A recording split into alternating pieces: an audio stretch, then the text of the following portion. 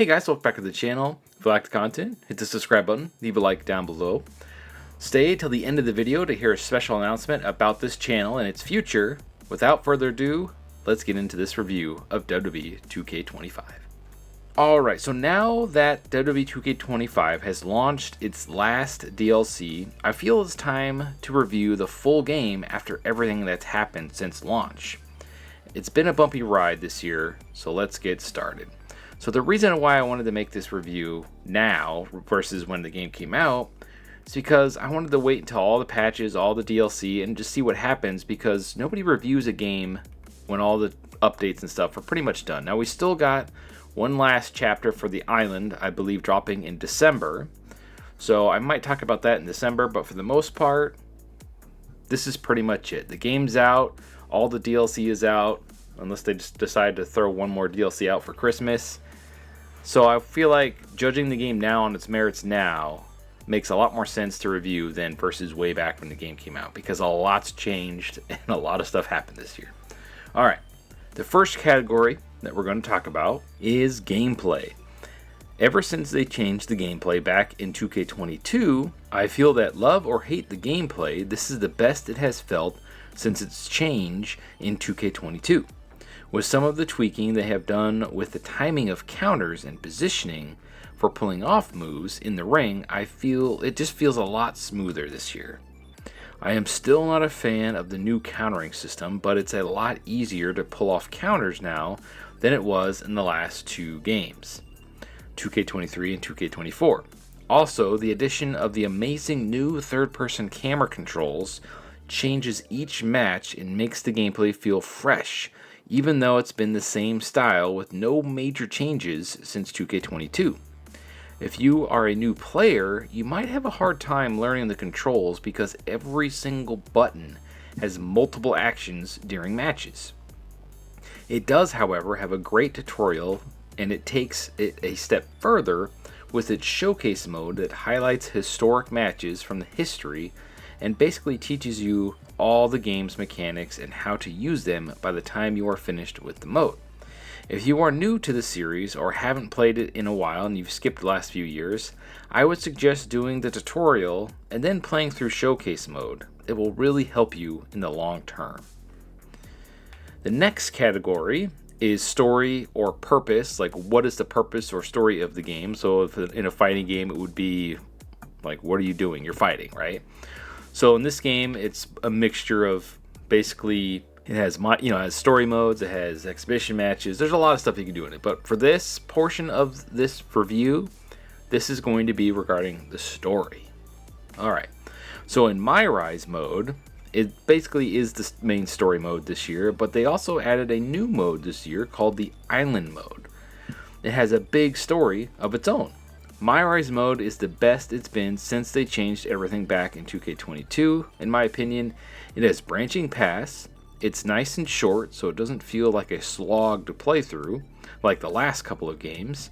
The character writing is much better this year, and they did something really cool this year with having you play as the male and female character in the storyline, so it's like a one all-inclusive storyline, so you don't have to play through two very long stories to try to get all of the stuff unlocked in My Rise. So it's kind of cool. It's very nice. So versus too long, yeah, like I said, separate storylines with bad writing. I loved being able to see my created wrestlers chatting back and forth during the story mode and being able to use them as a team. It's just super fun to see, and it's really cool seeing them talk and stuff, because I've never seen my main two wrestlers actually talk. It really made the story much more enjoyable, even though, and I remember this when I was editing, even though 2K20 did the same thing, I had totally blocked that out of my memory, the story was so bad in that game, it made it funny to watch Trey and Hothead Red and everything that happened to them in that story mode. So they have done this once before. I totally forgot about 2K20 as I was editing this. I'm like, oh, wait a minute, they did that in 2K20. I just blocked it out of my memory like most people did, because the story was a little out there, but the fact that you could switch between male and female was really fun. Now, regarding the island story, this mode feels like it's in beta phase, and they just shoved it out as a test to see how players would engage with the mode. The story is you are summoned by the tribal chief to the island of relevancy to fight up the ranks in order to, if my memory serves me well, join the bloodline or prove yourself to the tribal chief. As of the making of this review, I am still early in Chapter 2 of 5, mainly because I was very turned off by all the microtransactions for the new creation parts. Also, not having the full creation suite feature set for the mode didn't really help. However, hopefully they fix that next year. However, I really like the overall concept of the mode. All they got to do is cool it with all the microtransactions. Curious what they have planned for next year, if they ever, or whatever they call the island mode next year. I'm very curious. Hopefully it's Suplex City, which I've mentioned in other videos, because I feel like that'd be really funny, just because it kind of writes itself. You can go nuts with it. Music and sound is the next category. I feel this is probably the worst part of WWE wrestling games each year. By not having custom soundtracks, we get stuck with a soundtrack of artists for the year, and that's the background music for the entire year. Now, you can use and turn on entrance themes as background music, but that gets old too after a while because it's the same entrances almost every single year. So what 2K needs to have is like 100 background music songs, like AEW Fight Forever did, and old wrestling games did also. When you're making a bunch of stuff in the Create a Wrestler and spending hours and hours of your time just to listen to the same music over and over and over again, it just makes you want to shut it off, which is what I do. That's like the first thing I do every single year when the games came out. I go listen to the songs. If I like any of them, like, okay, cool, I'll leave them on for a little bit. But usually, I just turn all the music off and I turn on my radio or something, or listen to music on Spotify. I just turn off the music altogether.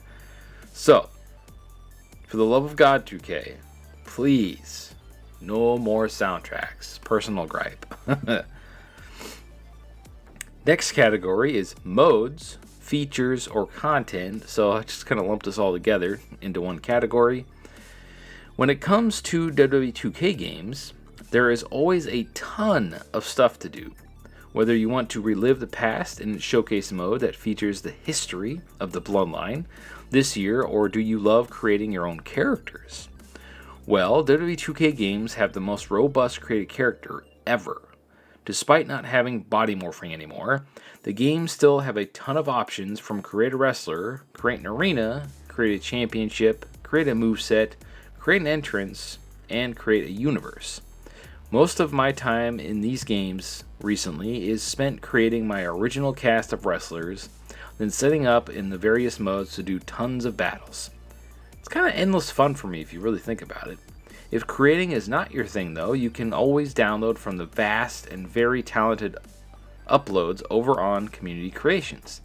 Also, the game has over 250 plus wrestlers to choose from.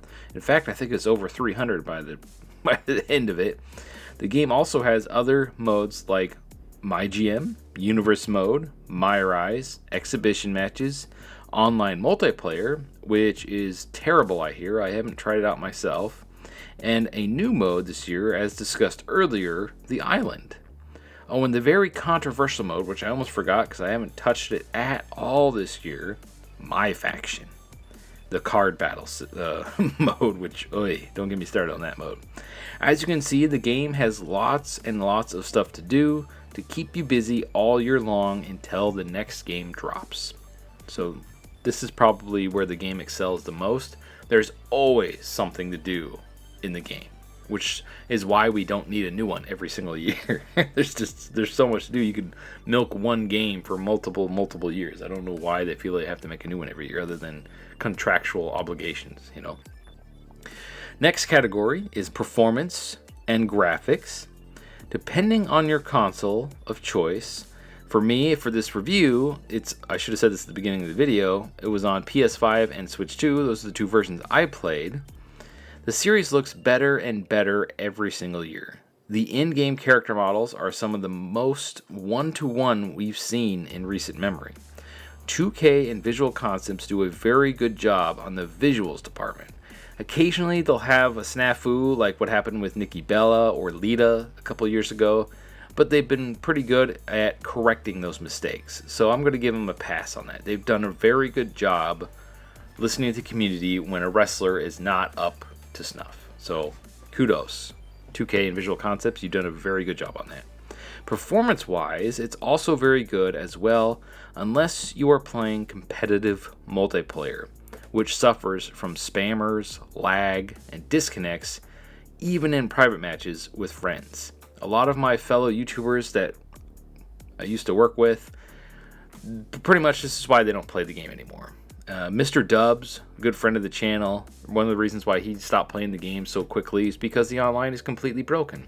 If you are a competitive player or you just want to play online with friends in private matches, it's still, the internet, I feel, is, other than the music, like I said earlier, online stuff really needs a massive overhaul.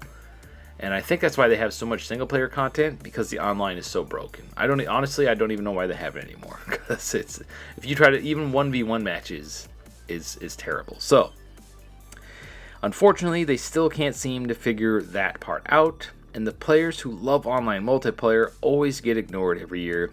At this point, I don't think competitive multiplayer can ever be fixed in the limited time they have to make everything else in the game each year. So if you really want to play online with friends and family, then sadly this is not the wrestling game for you, and there is no other alternative currently. I would keep an eye on Ultra Pro Wrestling, because he's literally rebuilding the engine right now so that online isn't terrible. So keep an eye on that game, because that's going to be the future of online competitive wrestling games. So as a game, WWE 2K25 has lots to do and is very fun to play. They also added in some really cool camera controls that makes matches feel very new and fresh. And the return of intergender matches was a very welcome addition, which makes the game's roster feel absolutely huge this year. However, this year has had some major hiccups, with players losing creations, save data, multiple crashes, and way too much monetization across its various modes.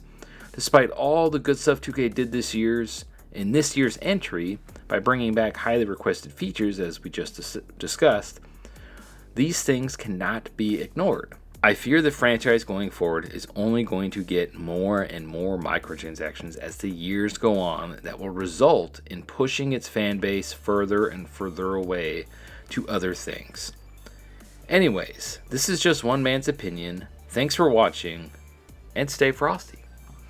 Now, regarding the announcement for the channel, for the month of December, unless something drops, some major news or something crazy for either Ultra Pro Wrestling, the Wrestling Code, or WWE 2K26, you're probably not going to see a lot of content on the channel.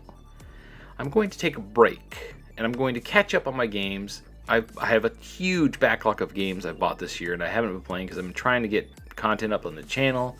I'm trying to get other things done. Work's been crazy.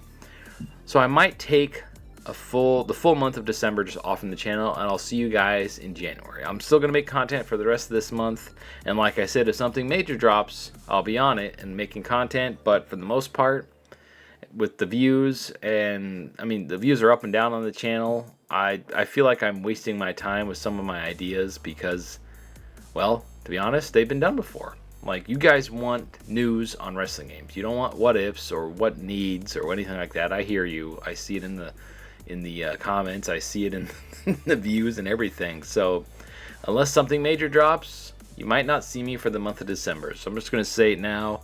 Have a very happy holidays and a happy new year, and I'll see you guys in January.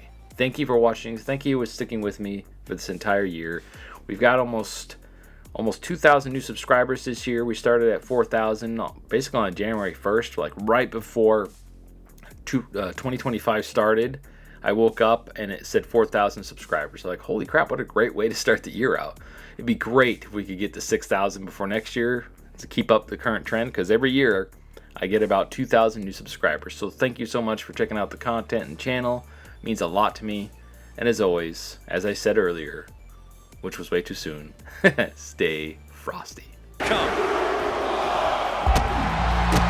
Taking things to the unforgiving chamber floor here. It's finally open.